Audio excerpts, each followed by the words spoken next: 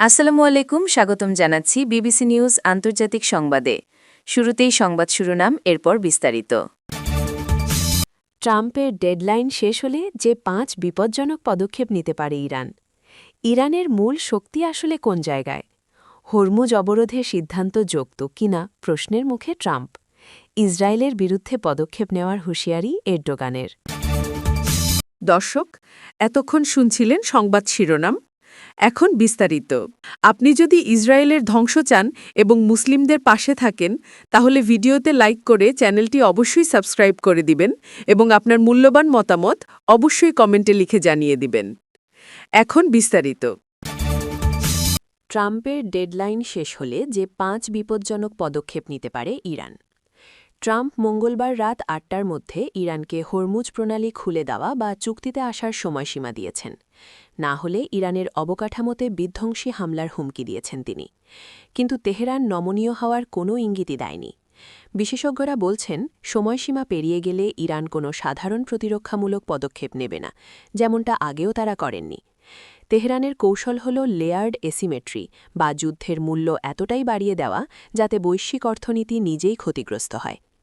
Hormuz অবরোধ করলে Iran এই 5টি বিপজ্জনক পদক্ষেপ নিতে পারে। 1. বিশ্বকে আরও বড় অর্থনৈতিক ধাক্কা দেওয়া। ইরানের সবচেয়ে বড় অস্ত্র হল তার ভৌগোলিক অবস্থান। হরমুজ প্রণালীতে স্মার্ট মাইন ও জিপিএস জ্যামিং দিয়ে ইরান পুরো রুটটিকে কিল জোন বানিয়ে বিপজ্জনক করে রেখেছে, যার ফলে ইতোমধ্যে তেলের দামে বড় প্রভাব পড়েছে। এখানে একটি ট্যাঙ্কারও ডুবলে তেলের দাম ব্যারেল প্রতি $200 ছাড়িয়ে যেতে পারে। এর বাইরে পারস্য উপসাগর ও লোহিত সাগরের তলদেশে থাকা ফাইবার অপটিক কেবল ইরানের নিশানায় আছে। সেসব কেটে দেওয়ার সম্ভাবনাও উড়িয়ে দেওয়া যায় না একেবারেই। এগুলো কাটা হলে এশিয়া ও ইউরোপের মধ্যে ইন্টারনেট, ব্যাংকিং ও তথ্য আদান-প্রদান ভেঙে পড়বে, যাকে ডিজিটাল আর্মাগেডন হিসেবেও দেখা হচ্ছে এখন। 2. তেলের আঞ্চলিক অবকাঠামো ধ্বংস। ইরানের নীতি হল, আমরা তেল না বেচতে না পারলে কেউ বেচতে পারবে না। সংযুক্ত আরব আমিরাত, সৌদি আরব ও কাতারের পানি পরিশোধন কেন্দ্রগুলো ইরানের ক্ষেপণাস্ত্রের সহজ লক্ষ্য। এগুলো আঘাত পেলে বড় উপসাগরীয় শহরগুলোতে 48 ঘণ্টার মধ্যে পানি সংকট দেখা দেবে। 3. সাইবার যুদ্ধ। ইরানের হান্দালা গ্রুপের মতো দলগুলো ইতোমধ্যে সক্রিয়। এরা মার্কিন বিদ্যুৎ গ্রিড, পানি সরবরাহ ও স্বাস্থ্য ব্যবস্থায় হামলা করতে পারে। জাহাজের জিপিএস সংকেত পাল্টে দিয়ে সংঘর্ষ ঘটানোর সক্ষমতাও তাদের আছে। 4. অ্যাক্সিস অফ রেজিস্ট্যান্সের ব্যবহার। ইরান তার আঞ্চলিক মিত্রদেরও মাঠে নামাতে পারে। ইরাক ও সিরিয়া থেকে মার্কিন ঘাঁটিতে রকেট ও ড্রোন হামলা, ইয়েমেনের হুথিদের মাধ্যমে লোহিত সাগর বন্ধ এবং লেবাননের হিজবুল্লাহর মাধ্যমে ইসরায়েলের উত্তরে হামলা একসাথে হতে পারে। 5. যুক্তরাষ্ট্রের কূটনৈতিক সাম্রাজ্যে ফাটল ধরানো। চীন, রাশিয়া, পাকিস্তানের জাহাজগুলোকে সেফ প্যাসেজ দিতে পারে ইরান, যা যুক্তরাষ্ট্রের নেতৃত্বে আন্তর্জাতিক জোটে ফাটল ধরতে পারে এবং যুক্তরাষ্ট্রের দেওয়া নিষেধাজ্ঞার বিপরীতে অবস্থান নিতে এই দেশগুলোকে উদ্বুদ্ধ করতে পারে। ইরানের মূল লক্ষ্য যুক্তরাষ্ট্রকে সামরিকভাবে হারানো নয়। লক্ষ্য হল মার্কিন জয়কে এতটাই ব্যয়বহুল করে তোলা যাতে পুরো বৈশ্বিক অর্থনীতি ক্ষতিগ্রস্ত হয়, যার ফলে এই ডেডলাইন হলে বৈশ্বিক বিপর্যয়ের সংজ্ঞাও করছেন বিশেষজ্ঞরা। ইরানের মূল শক্তি আসলে কোন জায়গায়?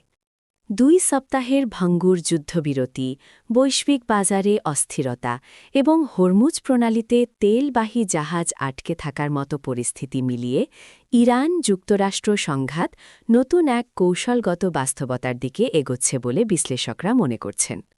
এই পরিস্থিতিতে অনেক পর্যবেক্ষকের মতে ইরানের শক্তি এখন আর শুধু সামরিক সক্ষমতা বা পারমাণবিক কর্মসূচির মধ্যে সীমাবদ্ধ নেই, বরং বৈশ্বিক জ্বালানি সরবরাহ ব্যবস্থার ওপর প্রভাব বিস্তারই তাদের সবচেয়ে বড় কৌশলগত হাতিয়ার হয়ে উঠছে। সাম্প্রতিক উত্তেজনা ও যুদ্ধবিরতির প্রেক্ষাপটে স্পষ্ট হয়েছে যে হরমুজ প্রণালী এবং বাব আল মানদেবের মতো গুরুত্বপূর্ণ সমুদ্রপথ নিয়ন্ত্রণ বা প্রভাবিত করার সক্ষমতার মাধ্যমে তেহরান বৈশ্বিক অর্থনীতিতে বড় ধরনের চাপ সৃষ্টি করতে পারে। বিশ্লেষকদের মতে এই কৌশলগত ভৌগোলিক অবস্থান ইরানকে এমন এক অবস্থানে নিয়ে গেছে যা অনেক ক্ষেত্রে পারমাণবিক শক্তির সমতুল্য বা তার থেকেও বেশি প্রভাব ফেলতে সক্ষম। হরমুজ অবরোধের সিদ্ধান্ত যৌক্তিক কিনা প্রশ্নের মুখে ট্রাম্প। আলোচনা ব্যর্থ হওয়ার পর ট্রাম্প সামাজিক মাধ্যমে লিখেছেন, মার্কিন নৌবাহিনী হরমুজ প্রণালীতে প্রবেশ ও বের হওয়া সব জাহাজ অবরোধ করার প্রক্রিয়া শুরু করবে। পরে মার্কিন সেন্ট্রাল কমান্ড জানায় এই অবরোধ শুধু ইরানগামী ও ইরান থেকে আসা জাহাজের ক্ষেত্রে প্রযোজ্য হবে।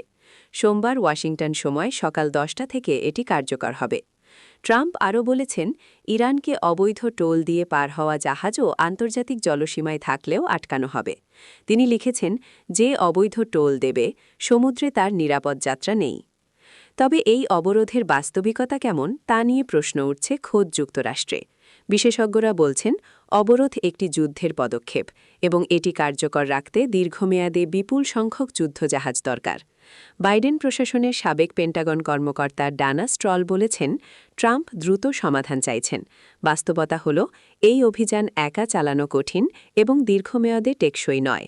সাবেক মার্কিন নৌপ্রধান অ্যাডমিরাল গ্যারি রাফহেড সতর্ক করেছেন, অবরোধ শুরু হলে ইরান উপসাগরে জাহাজে হামলা করতে পারে বা মার্কিন ঘাঁটি থাকা উপসাগরীয় দেশগুলোর অবকাঠামোয় আঘাত করতে পারে।